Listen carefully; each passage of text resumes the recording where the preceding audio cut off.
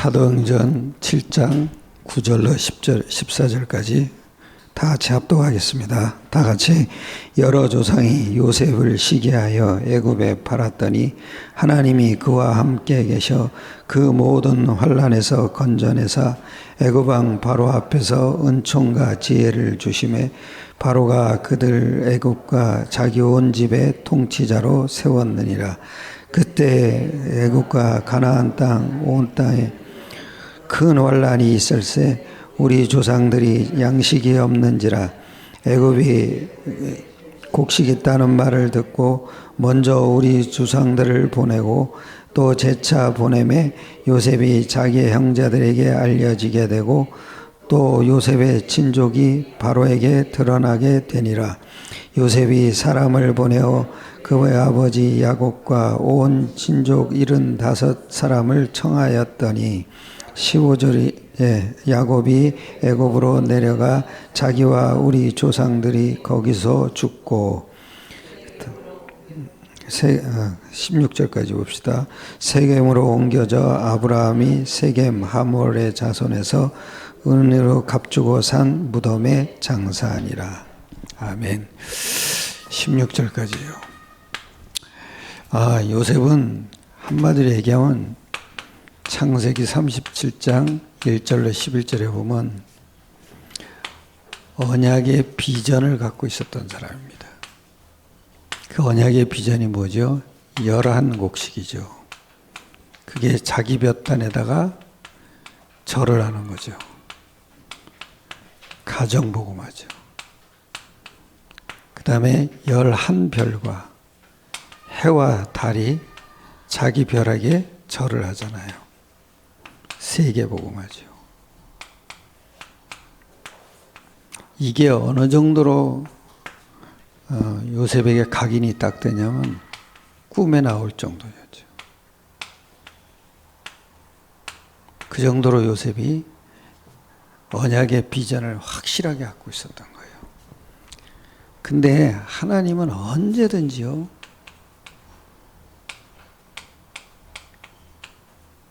항상 보면은요, 강대국을 사용하세요. 왜냐하면 전 세계 사람들이 강대국에 가장 영향을 받아요. 근데 요셉 시대에 그 강대국이 누구였냐면 애굽이잖아요. 바로왕. 아이들한테 얘기해주면 이집트라고 얘기해요. 이집트. 그리고 바로라고 안 그래요. 파오로 그래요. 영어로 그거죠. 근데 항상 보면은 항상 강대국을 사용해요.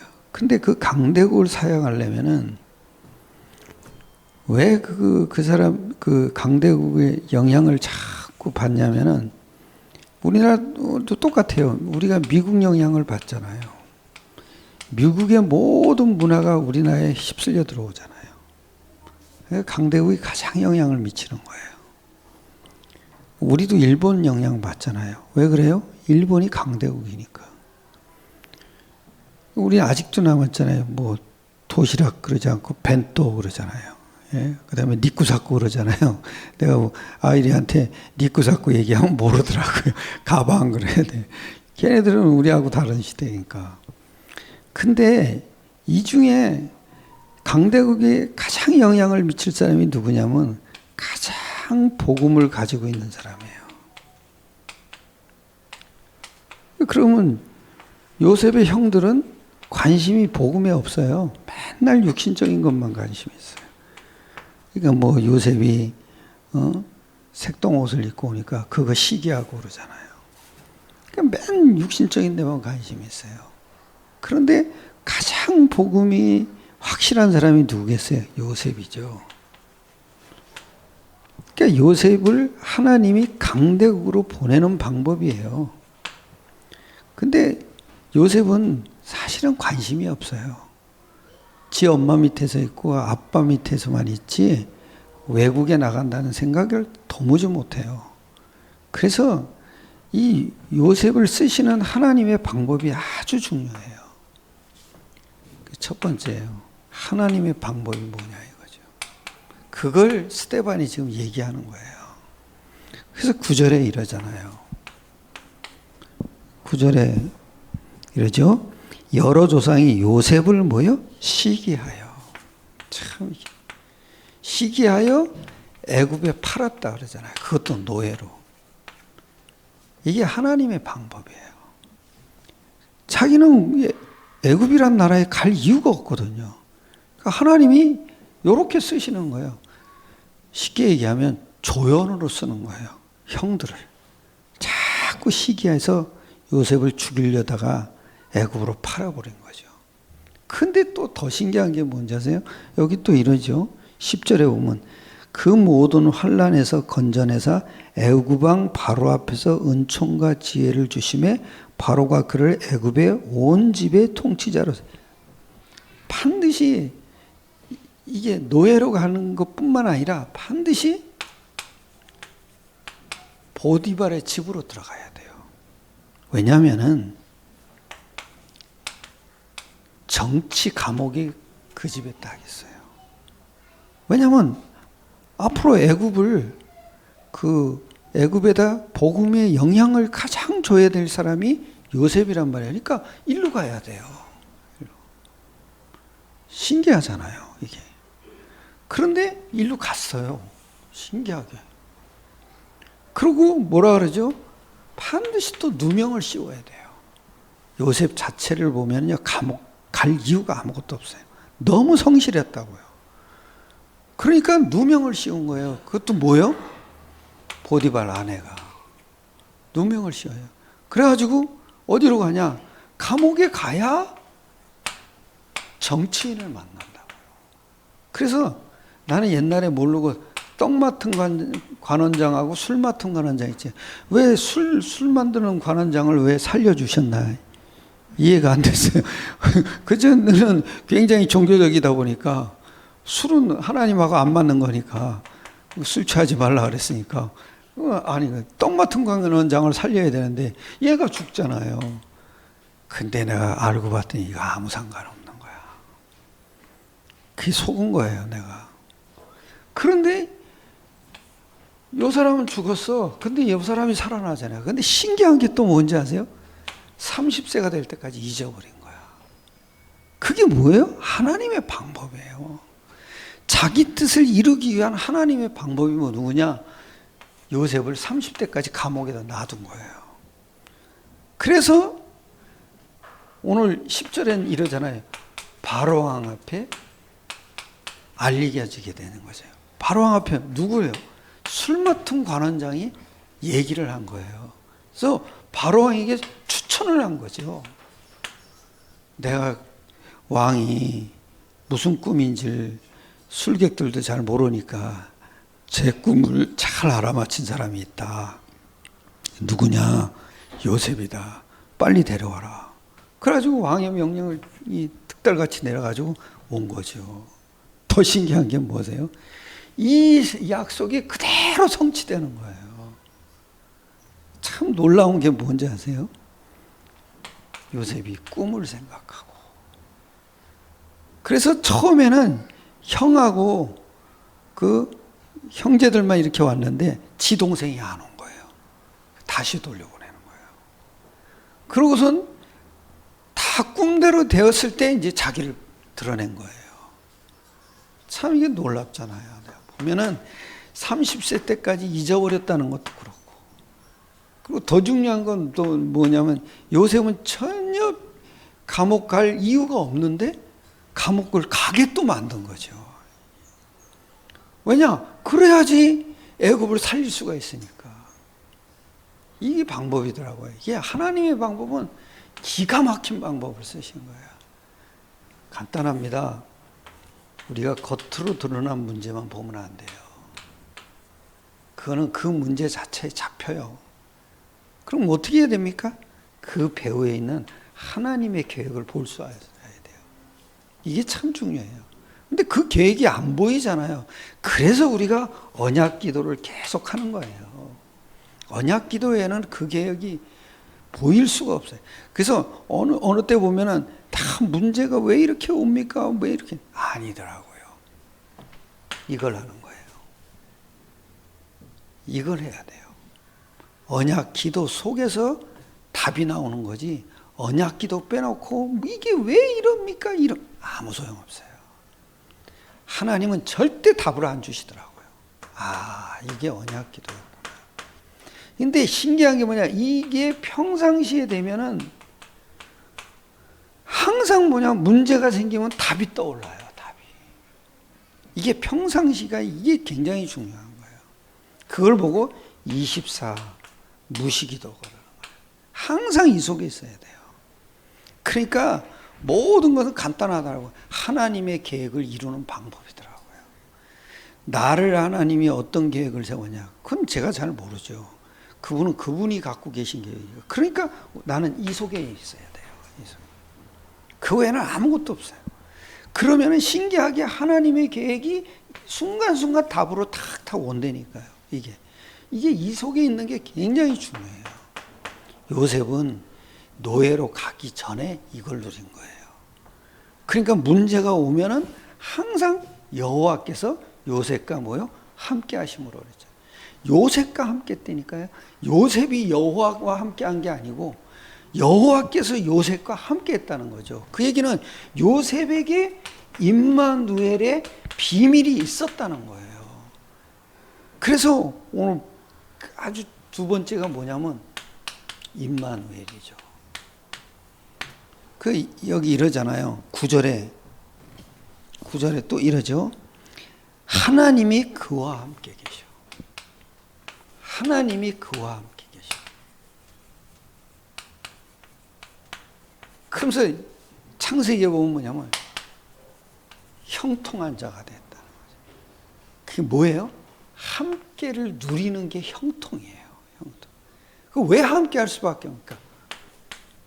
여호와 이름을 딱 가진 거예요.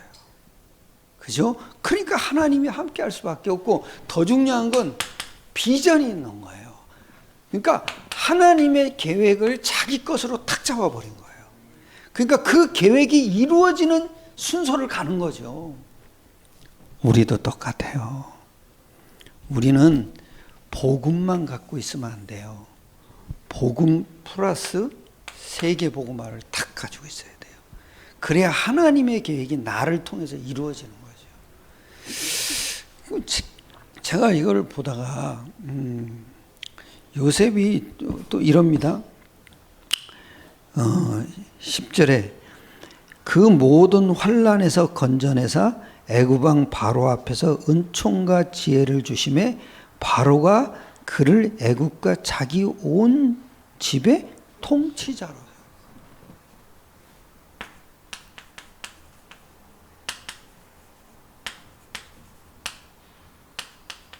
바로 왕 앞에 딱 섰잖아요. 그리고 뭐냐고?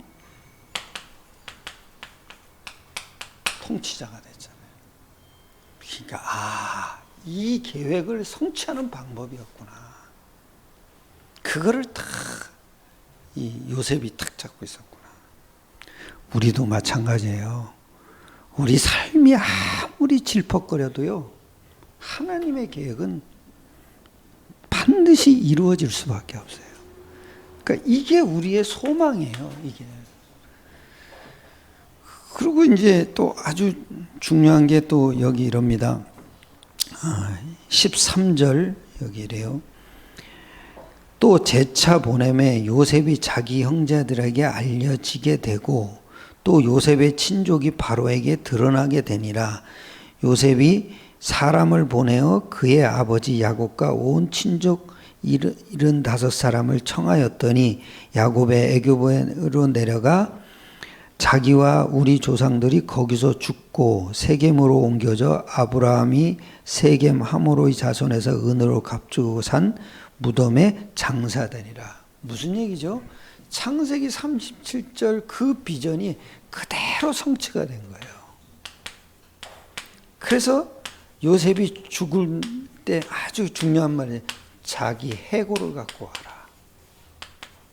하나님이 너희를 애굽에서 나오게 할 거다. 그리고 가나안 가게 할 거니까 그때가 되면은 자기 해골을 반드시 갖고 가라. 나는 이 땅에서 죽을 사람이 아니다 이거죠. 그러니까 이 언약이 아주 요셉이 죽고 난 데에도 계속 성취를 바라본 거예요. 이거 참 중요하더라고. 내가 우리 인생은 그런 거구나. 하나님이 나를 왜 구원하셨냐? 하나님의 계획을 이루기 위해서 구원하신 거구나. 그렇다면 내 인생을 헛되게 살 필요가 없죠. 이제 이러면서 제가 또 하나를 딱 봤어요. 그게 뭐냐? 은총을 받았다는 거죠. 그 은총은 두 가지예요. 일반 은총과 특별 은총이죠. 일반 은총은 뭐예요? 다 육신적인 거예요. 해, 달, 먹을 거 다 하나님이 공평하게 주시잖아요. 물론 이제 가난한 나라는 거기도 또 이유가 있을 거예요. 그러니까 그런데 보세요. 바람, 비, 또 해, 달 이런 거 다 공평하게 주잖아요. 악인이라고 안 주는 건 아니잖아요. 그런데 특별 은총은 뭔지 아세요? 구원이에요. 구원은 하나님이 택한 사람만 주는 거죠. 그걸 선택이라 그래요. 그런 사람에게만 구원이 임하는 거죠. 그런데 잘 보세요. 하나님이 우리를 창세기 1장 27절, 28절로 만들었잖아요. 그게 뭔지 아세요? 하나님의 은총이에요. 하나님이 그렇게 만드신 거잖아요.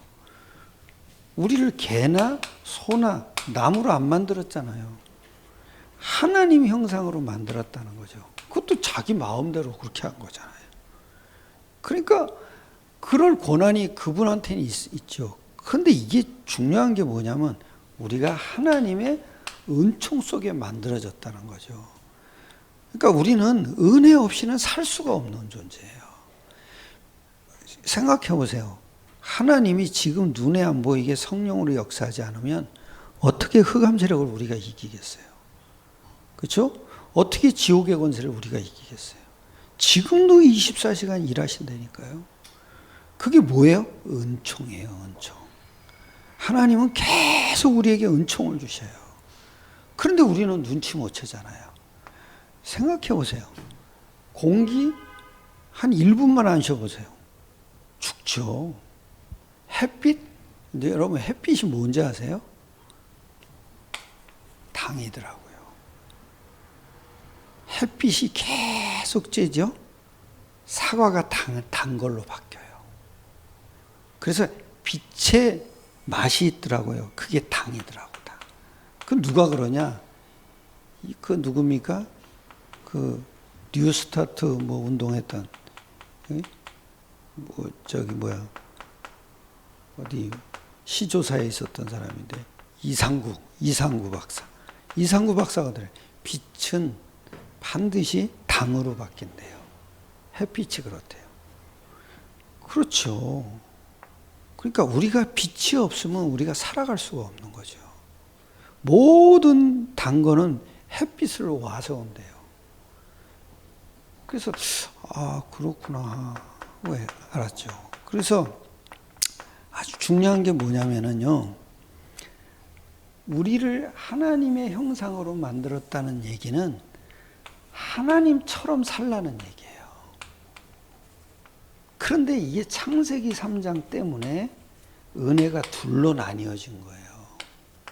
일반 은총과 특별 은총으로 나뉘어진 거예요. 그러니까 간단해요. 우리는 은혜 없으면 살 수 없는 사람이에요. 그 은혜 중에 은혜가 뭔지 아세요? 예수가 그리스도라는 거죠. 이게 최고의 은혜예요. 이 은혜를 받아야 우리 안에 영적 사실이 성취가 되는 거죠.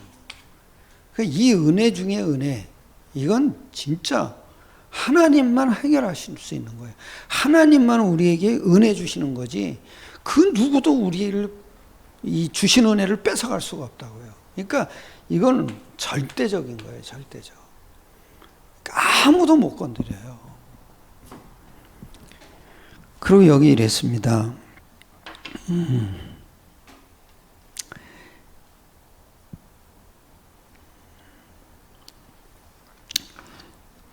여기 이러죠. 15절부터 16절 다 같이 합독합시다. 야곱이 애굽으로 내려가 자기와 우리 조상들이 거기서 죽고 세겜으로 옮겨져 아브라함이 세겜 하몰의 자손 은으로 값주고 산 무덤에 장사되니라. 자, 여기 보세요.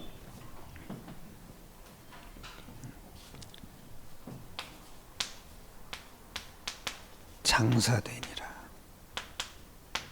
누구죠? 요셉. 장사되니라. 무슨 얘기인지 아세요? 알려졌다는 거죠. 이제는 이 사람은 여기 사람 아니다. 이젠 천국에 들어가 있는 사람이다. 장사되니라. 참 누구에게 알려졌겠어요? 그죠? 사탄. 그리고 사람. 자기 친족들에게 다 알려졌죠. 그리고 하나님. 이 세 가지는 굉장히 중요한 단어예요. 우리가 어디 가든지 이 세 가지가 같이 따라다녀요. 그렇잖아요. 항상 따라다녀요. 이게. 그래서 하나님은 우리에게 항상 은총을 주시는 거예요. 이게요. 그 은총이 뭐예요? 예수가 그리스도예요. 그리스도가 내 인생의 주인이 된 거죠. 이게 최고의 은총이에요. 이게 없으면 우리는 한순간에 그냥 무너질 수밖에 없어요. 굉장히 중요해요. 세 가지. 사탄, 사람, 하나님. 늘 이거는요, 뭐든지 완네스예요. 뭐든지 함께 있어요. 아, 이걸 아니까 내가 영적 사실을 누릴 수밖에 없더라고요. 그렇구나. 우리는 항상 사탄 앞에서 사는 거구나. 다윗이 뭐라냐?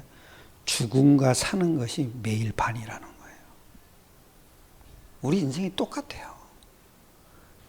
오늘 사는 것 같은데 죽음의 위기가 또 있어요. 그래서 하나님은 은혜로 우리와 함께 하시는 거예요.